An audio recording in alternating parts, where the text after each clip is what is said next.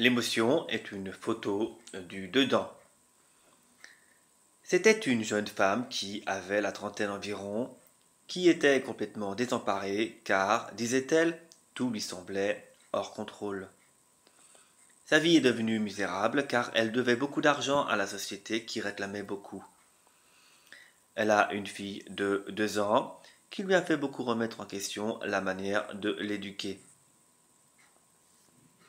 C'est une femme décidément très nerveuse et elle avait de gros soucis de santé à cause de tous ces conflits qu'elle n'arrivait pas à gérer. Sa question est magnifique.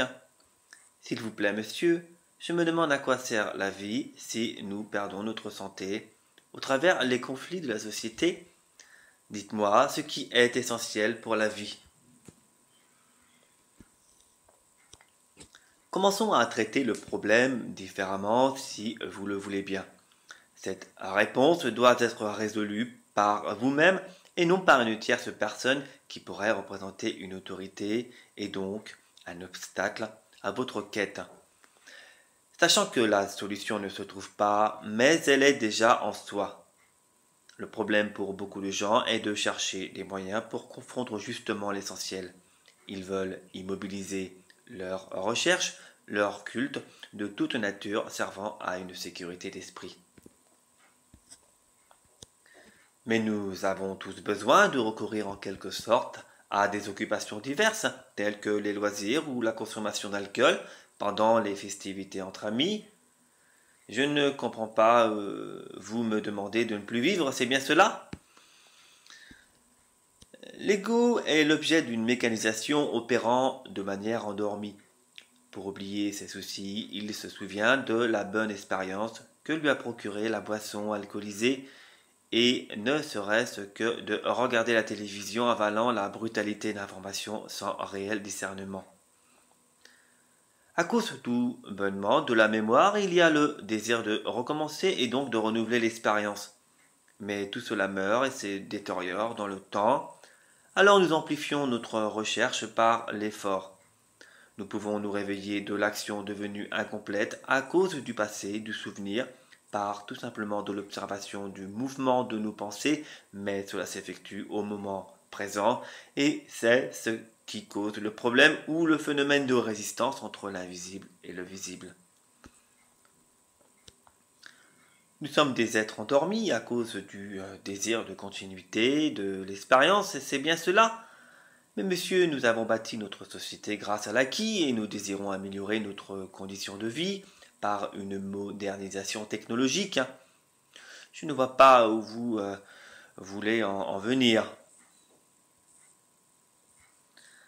Abordons la question sur le fondamental, non sur une affirmation ou une conclusion, car tout débute sur un conditionnement. L'interprétation constitue réellement un obstacle à la compréhension de sorte à être toujours en périphérie du fondamental.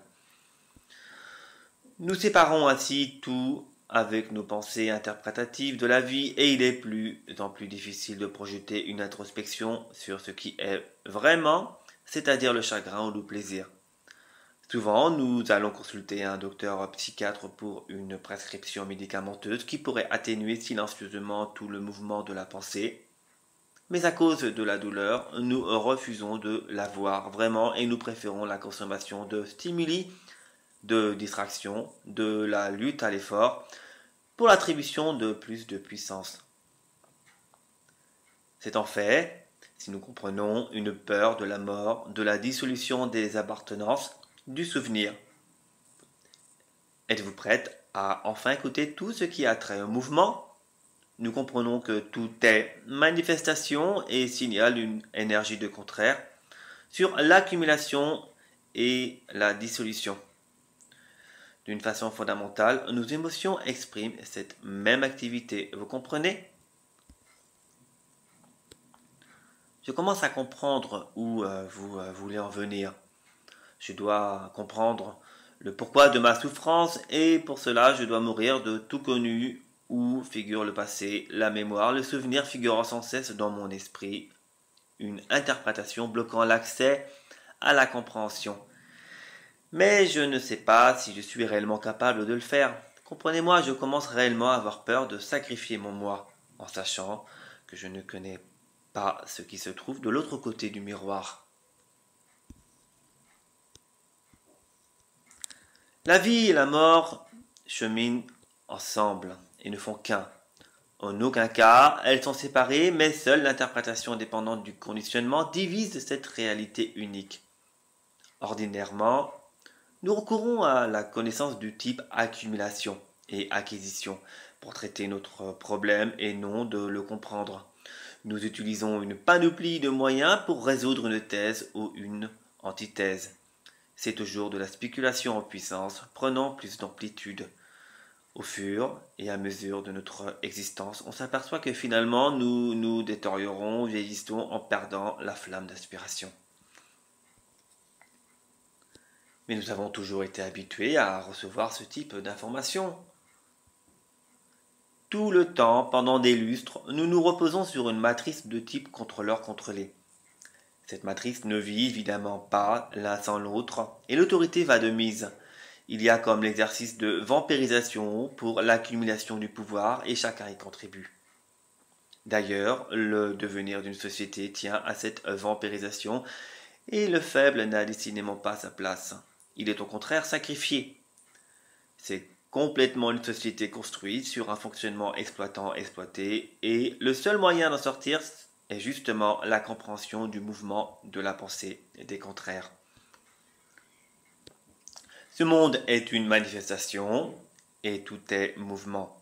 Le souci est que nous nous identifions à cette mécanique jusqu'à l'entretenir. C'est indubitablement une mécanisation définissant notre ego. Mais comment sortir? Peut-on vraiment vivre sur Terre avec tous ces problèmes en continu?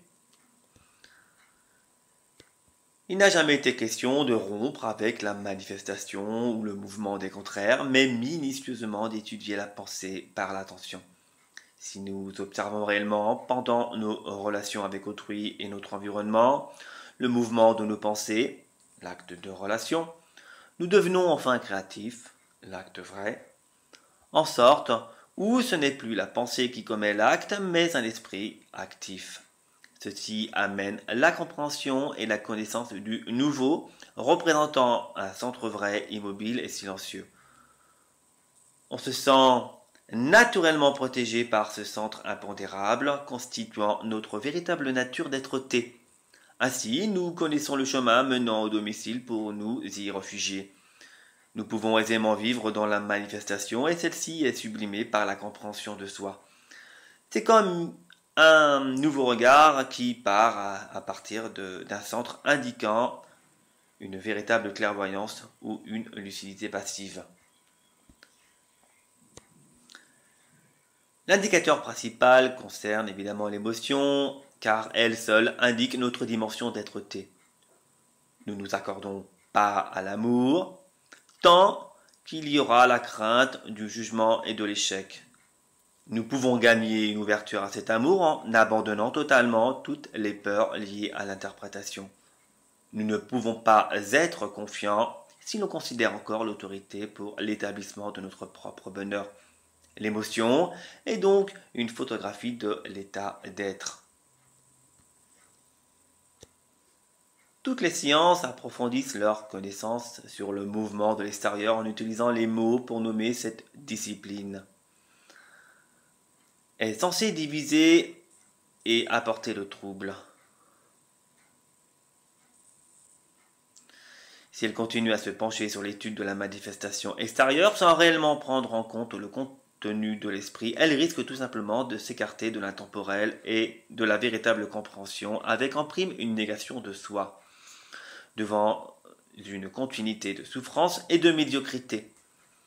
Pourtant, ce qui paraît le plus important est l'étude du mécanisme du mouvement de la pensée donnant une libération de la souffrance car nous connaissons enfin directement, immédiatement, spontanément la vérité en dehors de toutes les accumulations et les acquisitions faisant partie du souvenir.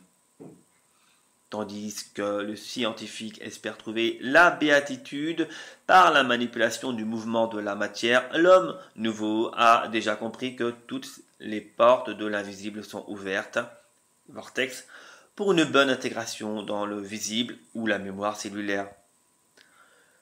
La véritable discipline de l'esprit n'est pas l'emploi des mots pour approcher l'implicite, mais bien celui de l'observation minutieuse de l'idée.